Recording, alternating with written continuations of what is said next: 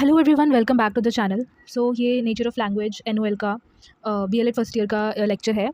हमने first lecture में unit 1 की बात की थी। हालांकि यूनिट 1 अभी कंप्लीट नहीं हुआ था, बट क्योंकि अभी यूनिट 2 ज़्यादा इंपॉर्टेंट है, तो हम उसके कंटिन्यूएशन में जो यूनिट 1 के आगे के पार्ट्स हैं वो मैं कभी और करा दूँगी। ठीक है, नोट्स तो आपके पास है ही, आपने आई होप पढ़ लिया होगा, टेलीग्राम चैनल में था जो।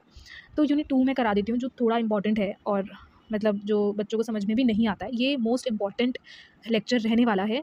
इवन अगर जो इसका मोस्ट इम्पॉर्टेंट पार्ट है वो अगर मैं इस वीडियो में नहीं करा पाई बाय चांस, अगर वीडियो ज़्यादा लंबी हो जाती है तो मैं इसको पार्ट मतलब स्प्लिट करके 2 पार्ट्स में वीडियो को अपलोड कर दूँगी। लेकिन स्टिल स्टार्टिंग के भी जो पार्ट है वो बेस बनाने के लिए बहुत ही ज़्यादा ज़रूरी है। बिना आप ये वीडियो देखे अगर बाय चांस आगे का जो फ़ोनोलॉजी वगैरह है वो नहीं समझ पाओगे। ठीक है, तो ये बहुत इंपॉर्टेंट लेक्चर है। शुरू करते हैं विदाउट एनी टाइम वेस्ट। अगर आप नए हो तो चैनल को सब्सक्राइब ज़रूर कर देना।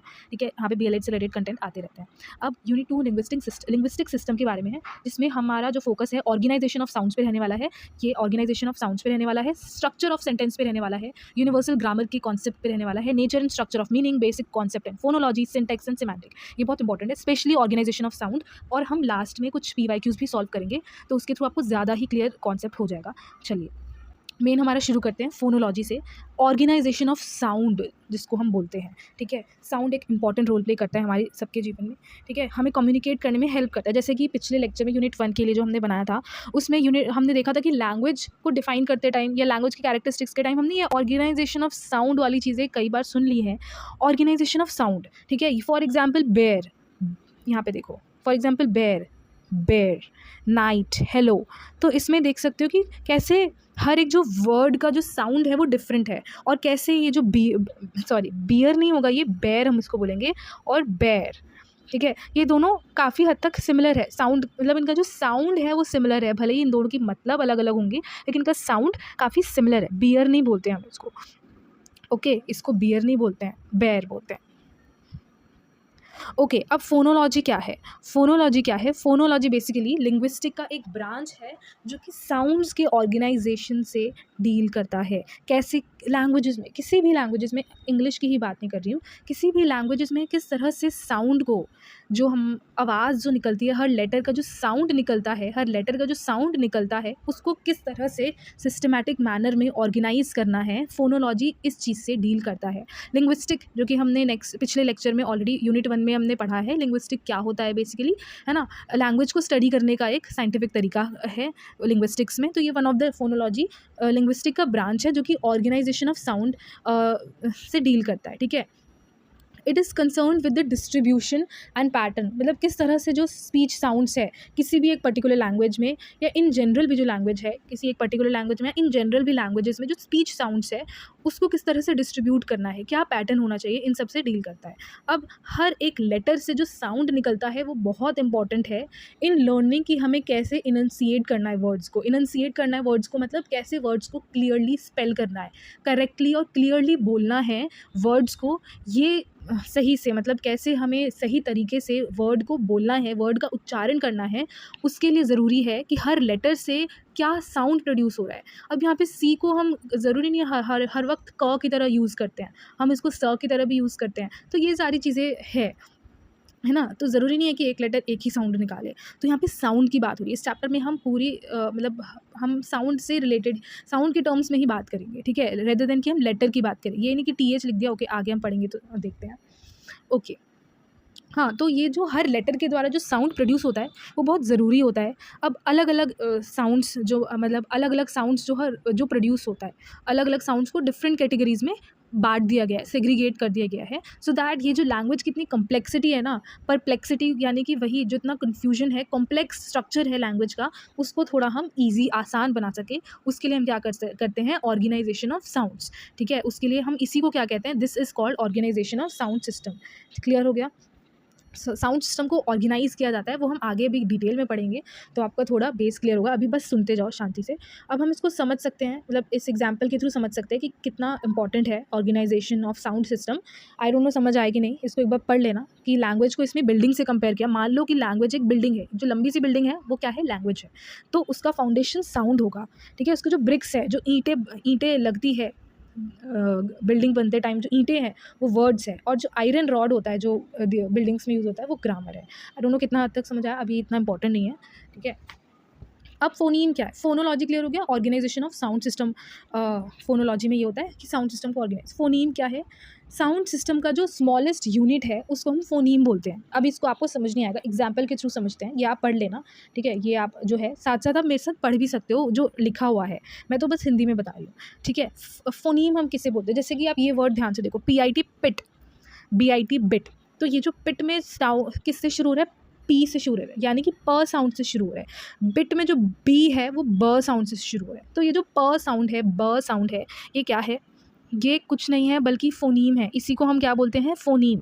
क्लियर है? इसी को हम फ़ोनीम बोलते हैं। देखो, P and B are considered to be phoneme. अब हर एक फ़ोनीम जो है वो मीनिंगलेस होगा अगर हम उसको आइसोलेशन में यूज़ करेंगे। यानी अगर आइसोलेटेड, जैसे मान लो मैंने सिर्फ लिखा प या ब, इसका भ लिखा या ब भ जो भी है, कोई भी एक फ़ोनीम लिखा।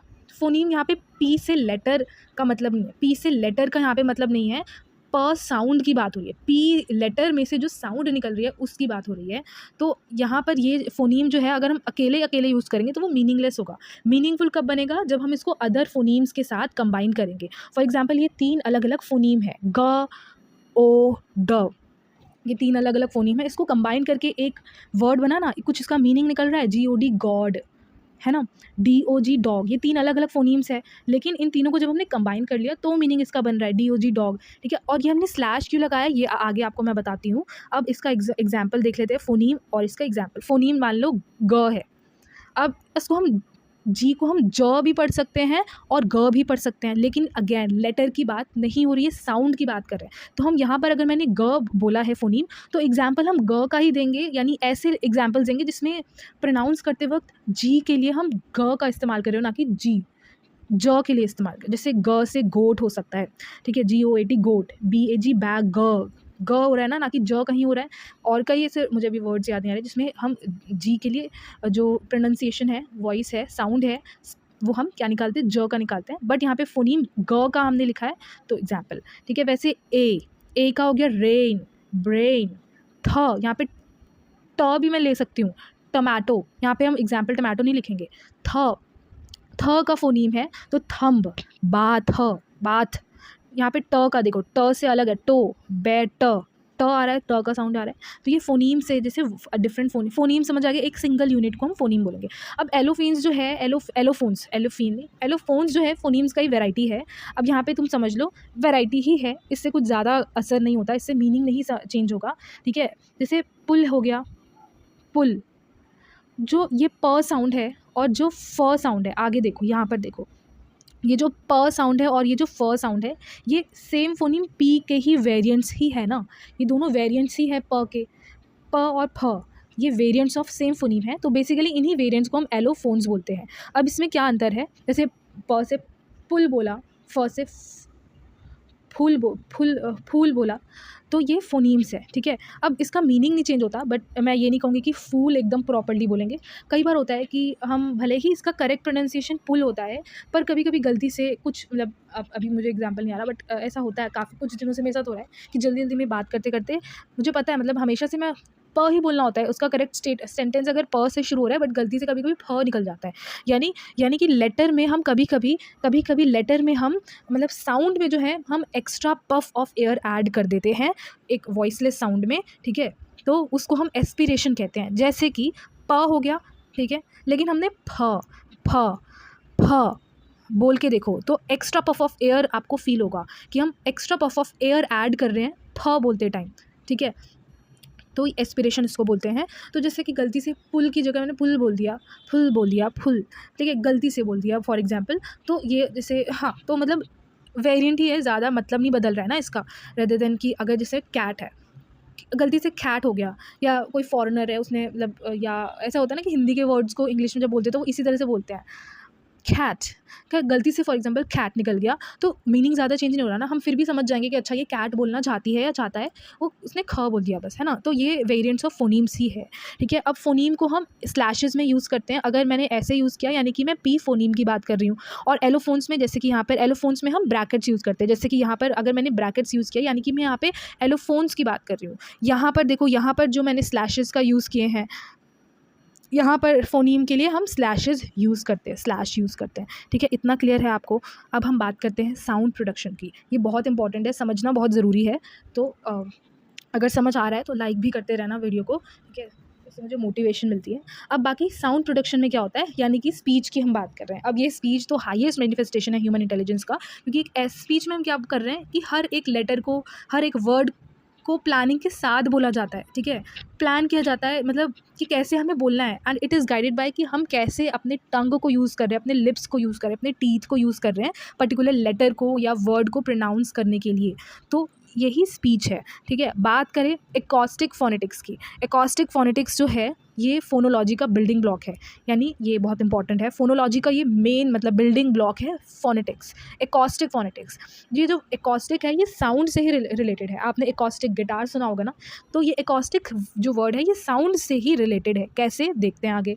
Acoustic phonetics is the study of the sound, यानी कि हम साउंड की स्टडी कर रहे हैं और उसके कैरेक्टरिस्टिक्स के बारे में डिटेल में स्टडी कर रहे हैं। किसके, कभी ऐसा सोचा था कि साउंड की भी स्टडी होती है, सोचा था साउंड की भी स्टडी होती है, एंड उसके कैरेक्टरिस्टिक्स को हम डिटेल में जब पढ़ते हैं तो उसको हम, दैट इज़ जब हम स्पीच को स्टडी करते हैं इन डिटेल में, उसको हम एकॉस्टिक फोनेटिक्स कहते हैं, ठीक है। साथ साथ आप पढ़ते जाना तो ज़्यादा क्लियर होगा, ठीक है। अब जो मेन क्वालिटी ऑफ स्पीच है is the way it sounds to the human ears, यानी कि जो क्वालिटी ऑफ स्पीच है वो डिपेंड करता है कि किस तरह से वो ह्यूमन ईयर्स में साउंड कर रहा है, ठीक है। हम जो स्पीच बोल रहे हैं वो ह्यूमन ईयर्स में साउंड कैसा कर रहे हैं। So we can infer that the construction of speech जो है वो डिफरेंट साउंड्स में लाई करता है। अब इसको और अच्छे से समझते हैं। क्लासेस ऑफ साउंड, यानी कि इन जनरल अल्फ़ाबेट्स में 5 वॉवल्स होते हैं और 21 कॉन्सोनेंट्स होते हैं, ये हम सबको पता है। AEIOU 21 कॉन्सोनेंट्स होते हैं। लेकिन फोनोलॉजी में, इन जनरल अल्फ़ाबेट्स में बचपन से यही सीखते आ रहे हैं, लेकिन फोनोलॉजी में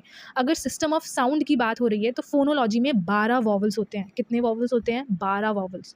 कौन कौन से? OO, OI, OY, AU, AUGH, AW, OO, ये आप देख लो, ठीक है। ये आपको आगे समझ आएगा जब हम एग्जाम्पल से, शायद एग्जाम्पल के बात होगा, ठीक है। इसको अभी एक बार पढ़ लो, देख लो कि 12 वॉवल्स होते हैं फोनोलॉजी में, ठीक है। Okay, natural classes. अब ये नेचुरल क्लासेस क्या होते हैं? सेट ऑफ साउंड्स, एक लैंग्वेज में इस तरह के सेट ऑफ साउंड्स जो कि एक सर्टेन फोनेटिक फीचर्स को शेयर करते हैं। कुछ नेचुरल क्लासेस ऑफ साउंड्स की बात करूँ तो जैसे वॉवल्स, ठीक है, कॉन्सोनेंट्स, डिफ्थोंग्स, सेमी वॉवल्स। इसके बारे में हम थोड़ा समझते हैं। वॉवल्स हम सबको पता है क्या होते हैं, हम सब जानते हैं AEIOU, वो तो हमने बचपन से सीखा है। लेकिन अगर अब, क्योंकि मैंने बोला था कि अभी हम इस क्लास में जो भी बात कर रहे हैं वो हम साउंड्स के टर्म्स में ही बात कर रहे हैं, तो फोनोलॉजी के टर्म्स में 12 वॉवल्स होते हैं, ठीक है, 12 वॉवल्स होते हैं। Vowels are further classified based on many criteria. Vowels can be distinguished from each other by which part of our tongue is involved, ठीक है।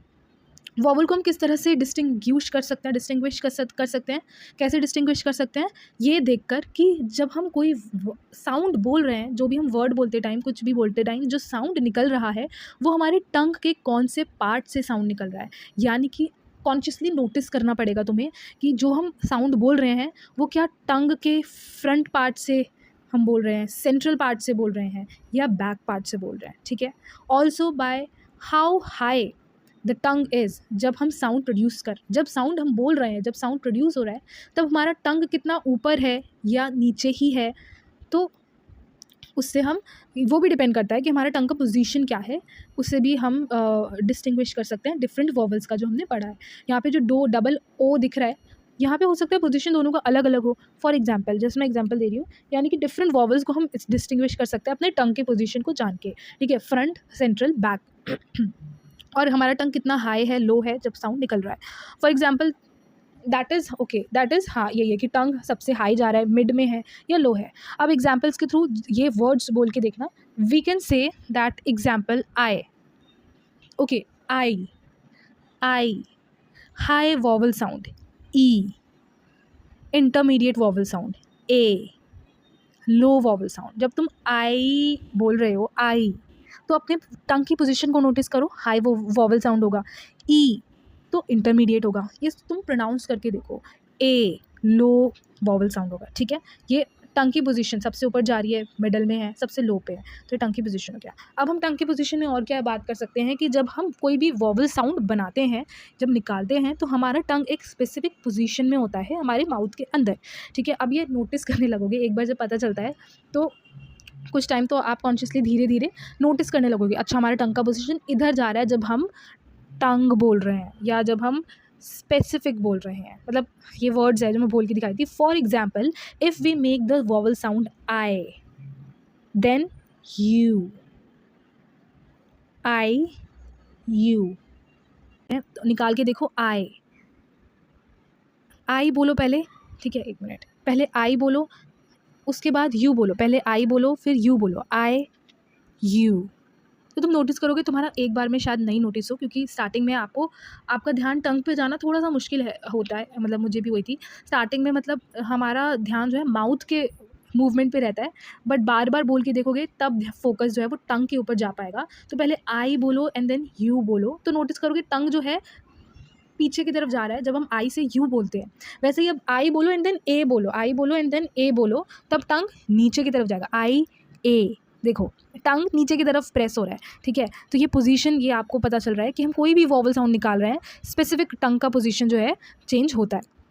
हर एक साउंड के लिए एक फोनेटिक सिंबल होता है, जो कि जिसको हम that belongs to the International Phonetic Alphabet जिसको हम बोलते हैं। हर एक साउंड के लिए एक फोनेटिक सिंबल होता है जो कि बिलोंग करता है इंटरनेशनल फोनेटिक अल्फ़ाबेट को, IPA।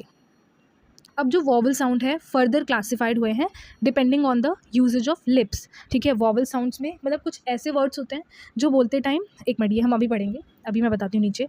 हाँ, तो मतलब लिप्स के यूजेज पे भी डिपेंड करता है। तो वॉवल साउंड फर्दर क्लासिफाइड है राउंडेड एंड अनराउंडेड में। अब जैसे कि हम कुछ वर्ड्स बोलते हैं, फूड, अपना लिप्स का पोजीशन देखो जब तुम फूड बोलोगे, पुट के राउंड रहता है हमारा लिप, अनराउंड चीज़, चीज़ तो देखो शेप देखो, चीज़ बोलते टाइम लिप्स का पोजीशन ऐसा रहता है तो अनराउंडेड, लेकिन फूड बोलते टाइम तुम्हारे लिप्स का पोजीशन जो है राउंडेड, राउंड की तरह थोड़ा थोड़ा लगेगा। तो इसलिए हम दो कैटेगरीज में डिवाइड है, राउंडेड एंड अनराउंडेड। इतना आई होप आप सबको क्लियर हो रहा होगा। अगर हो रहा है तो यार वीडियो को लाइक ज़रूर कर दिया करो, अगर आपको समझ आ रहा है तो लाइक ज़रूर करना और सब्सक्राइब भी कर देना अगर आप न्यू हो यहाँ पर, ओके। अब चलो वॉवल साउंड्स को हम पहला तो हमने बात कर दिया कि लिप्स के यूजेज से, लिप के यूज़ के मतलब लिप्स के बेसिस पे हमने कैटेगरी क्लासीफाई किया। अब हम वोवल साउंड्स को साउंड ऑफ द लेंथ के बेसिस पे, लेंथ ऑफ द साउंड के बेसिस पर भी क्लासीफाई करते हैं, लॉन्ग और शॉर्ट में, ठीक है। जैसे हम बोल रहे हैं फूड, तो ये देखना साउंड पे नोटिस करो साउंड का लेंथ कितना है, फूड, बिट है ना, पावर, लेस है ना, देख रहे हो ना साउंड का जो लेंथ है उसके बेसिस पर भी वॉवल जो साउंड है वो डिस्टिंग्विश हुए long sounds and short sounds के बीच में। एग्जांपल्स आपके सामने हैं, बोल के देखना बहुत ज़रूरी है, सिर्फ सुनने से आपको समझ नहीं आएगा। ये वॉवल्स के बारे में हमने पढ़ लिया। ये बेसिकली हम क्या पढ़ रहे हैं, नेचुरल क्लासेस पढ़ रहे हैं, 4 हमने मेनली पढ़ा था। तो वॉवल्स क्लियर हो गया। कॉन्सोनेंट्स पर आते हैं। कॉन्सोनेंट की बात करूँ तो कॉन्सोनेंट में क्या होता है, कॉन्सोनेंट में वो स्पीच साउंड जो कि जब हम आर्टिकुलेट, किस तरह से आर्टिकुलेट हो रहा है, इस तरह के speech sound that is articulated with complete और partial closure of the vocal tract. मतलब इस तरह की स्पीच साउंड जब हम उसको आर्टिकुलेट करते हैं तो वो या तो वोकल ट्रैक का कंप्लीट क्लोजर होता है या पार्शियल क्लोजर होता है। तो इस तरह के जितने भी स्पीच साउंड है वो कॉन्सोनेंट में आएंगे। अगेन मैं लेटर वाली बात नहीं कर रही, जो अल्फ़ाबेट्स में जो लेटर्स कॉन्सोनेंट होते हैं और जितने वॉवल्स, नहीं, हम स्पीच साउंड्स की बात कर रहे हैं, ठीक है। जैसे कि स्पीच साउंड में फोनोलॉजी में कितने वॉवल्स होते हैं, 12 वॉवल्स होते हैं, ठीक है। तो वही अल्फ़ाबेट्स वाले नहीं, स्पीच साउंड की बात कर रहे हैं। अब इसको थोड़ा समझते हैं कि देखो वोकल ट्रैक में क्या आएगा, ठीक है। अभी हाँ, इंग्लिश लैंग्वेज में तो 25 कॉन्सोनेंट साउंड्स होते हैं, कितने, 21 कॉन्सोनेंट साउंड्स होते हैं। अब जो ऑब्वियसली कॉन्सोनेंट डायमेंशन ज़्यादा है एज़ कम्पेयर टू जो वॉवल डायमेंशंस है ना, कितने, 12 ही वॉवल्स है और कॉन्सोनेंट हमारे 25 है। अब कॉन्सोनेंट में be completely closing the vocal tracks. मतलब अब देखो वोकल ट्रैक समझना पहले ज़रूरी है। वोकल ट्रैक्स में हमारी क्या क्या चीज़ें आ जाएंगी, वोकल ट्रैक में हमारा माउथ आ जाएगा, ठीक है, टंग आ जाएगा, टीथ आ जाएगा और लिप्स आ जाएंगे, नोज़ आ जाएगा एंड हमारा थ्रोट आ जाएगा आई डोंट नो, अगर हैंड राइटिंग समझ नहीं आ रही, बट थोड़ा बहुत आइडिया तो लग रहा होगा, ठीक है। वोकल ट्रैक में यानी कि जो भी हमारा स्पीच साउंड आर्टिकुलेट हो रहा है वो इन जगहों से हो रहा है अगर, ठीक है। Okay, I don't know what to do. इन जगहों से हो रहा है आर्टिकुलेट जो हमारा स्पीच साउंड है, चाहे माउथ हो, टंग हो, टीथ हो, लिप्स हो, नोज़ हो, थ्रोट हो, तो वो सब वोकल ट्रैक में आएगा। तो अगर इनमें से कोई भी मतलब स्पीच कॉन्सोनेंट हमारे वो स्पीच साउंड है कि जब तुम बोलोगे, सब साउंड निकालोगे, तो इनमें से कोई सा भी एक चीज़ या कोई भी हमारा ब्लॉकेज होता है वो बोलते टाइम। फॉर एग्जाम्पल, कोई पूरी तरह से ब्लॉक होगा, कोई पार्शली ब्लॉक होगा, लेकिन ब्लॉक होगा ही होगा। इनमें से कोई तो चीज़ें ब्लॉक होंगी ही होंगी। समझ आ गया कौन कौन सी? लिख लो अभी वोकल ट्रैक के सामने, लिख लो mouth, tongue, teeth, lips, nose and throat, ठीक है। तो अगर ऐसे कॉन्सोनेंट्स, इस तरह के स्पीच साउंड जिसे बोलते वक्त पूरी तरह से वोकल ट्रैक क्लोज हो जाता है, उसको हम क्या बोलते हैं? उसको हम स्टॉप्स बोलते हैं। स्टॉप्स बोलते हैं। फॉर एग्जाम्पल, पी बोलो, पी बोलते टाइम माउथ पूरी तरह से क्लोज हो जाता है, जो कि one of the vocal track में आता है, ठीक है। बी बोलते टाइम माउथ पूरी तरह से क्लोज हो रहा है। तो इनफैक्ट कुछ ऐसे भी शब्द हैं जिन्हें बोलने से हम टंग के थ्रू ब्लॉक कर रहे हैं अपने थ्रोट को, है ना। जैसे कि के बोलो, जब तुम के एक बार बोल के देखो के, तो तुम कहीं ना कहीं अपने टंग का पोजीशन देखो। टंग जो है ऊपर की तरफ हम फोर्स लगा रहे हैं और उसको क्लोज कर रहे हैं, माउथ का जो डायरेक्शन है उसको हम क्लोज कर रहे हैं, ठीक है। तो इस तरह के जब हम वर्ड्स बोलेंगे, कि इस तरह के वर्ड्स नहीं, स्पीच साउंड निकाल रहे हैं, इस तरह के स्पीच साउंड निकल रहे हैं, जब हमारा वोकल ट्रैक, कोई भी वोकल ट्रैक, चाहे माउथ हो, टंग हो, टीथ हो, लिप्स हो, नोज हो या थ्रोट हो, जब वो पूरी तरह से ब्लॉक हो रहा है, क्लोज हो रहा है, इस तरह के स्पीच साउंड निकालते टाइम, जो पूरी तरह से, वैसे तो कॉन्सोनेंट ही बोलते हैं, लेकिन जब वो पूरी तरह से ब्लॉक हो तो उसको हम स्टॉप्स भी बोलेंगे। क्या बोलेंगे? Stops, plosive. ये एग्जाम्पल है, बोल के देखो, जी, ठीक है। जी जब बोल रहे हो, टंग तुम्हारा, थ्रोट जो है जहाँ पे हमारा जो हमारा ये टंग का एंड है, यहाँ पर जहाँ से कंठ हमारा शुरू होता है, तो टंग जो है यहाँ पे ब्लॉक करता है जी बोलते टाइम, जी, ठीक है। थोड़ा स्लो मोशन में बोल के देखो तो आपको ये रियलाइज़ होगा। जब तक ये कॉन्सेप्ट क्लियर नहीं होगा, जब तक तुम्हें फील नहीं होगा, तब तक आगे की चीज़ें नहीं समझ पाओगे। आगे अगर पूछेगा, ये मतलब एग्जाम्पल मैं अभी बताऊंगी, ये प्लेस ऑफ आर्टिकुलेशन बहुत इंपॉर्टेंट है। प्लेस ऑफ आर्टिकुलेशन अब समझना ज़रूरी है। आर्टिकुलेशन का मतलब ही होता है मेकिंग साउंड क्लियरली।